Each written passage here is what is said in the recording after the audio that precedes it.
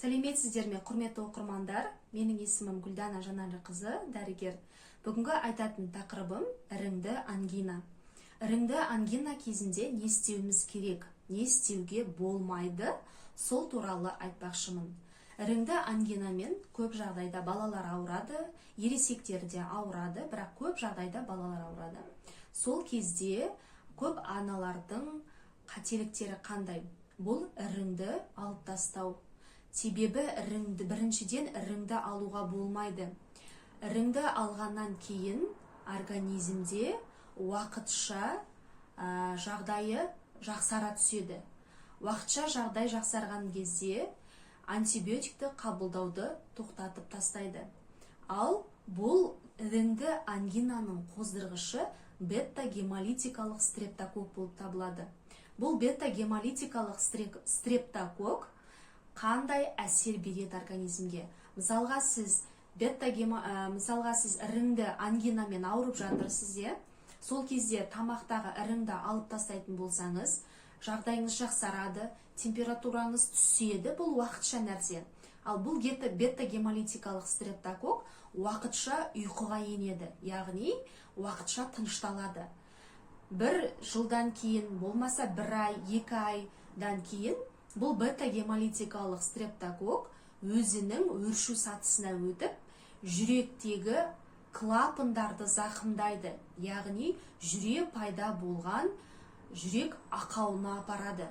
Бұл жүрек ақауының емі отамен аяқталады. Екінші, бүйрекке әсер етеді, гломерулонефритке апаруы мүмкін, болмаса бүйректің жедел жеткіліксіздігіне апарады.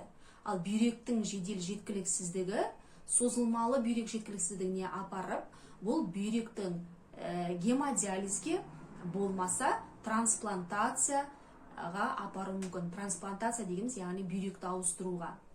Үшінші, бұл ревматическая лихорадка деп атаймыз. Бұл буындарға, яғни буындарға әсер етуі мүмкін. Ал буындар біздің тірек қимыл аппараты болып есептеледі.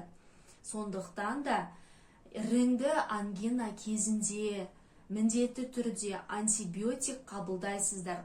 10 күн қабылдау керек. Және де антибиотикті қабылдағаннан кейін лор дәрігеріне барып, ауыз қуысының, мұрын қуыстарының санациясын жасату керек. Егер де сіздер іріңді ангинамен жиі ауыратын болсаңыздар, онда лор дәрігерімен сөйлесіп, бадамша бездерінің эктомиясын жасатуға да тура келеді. Себебі іріңді ангинаның қоздырғыштары бета-гемолитикалық стрептокок, яғни бұның асқынулары өте көп болады. Егер де сіздер іріңді ангина кезінде антибиотик алатын болсаңыздар, проба жасатуды ұмытпайсыздар. Сіздер проба жасағаннан кейін процедурный кабинеттің алдында жарты сағат отырасыздар.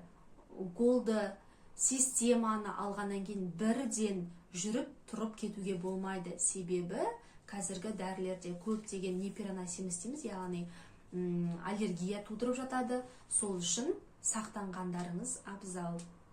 Егер де менің видеом сіздерге ұнап жатса, лайк басыңыздар, комментарий жазыңыздар, подписация бөліміне өтіңіздер. Әлі де сіздерге құнды ақпараттармен бөлісетін боламын. Ауырмайық, сау болыңыздар. Салауатты, сауатты болайық.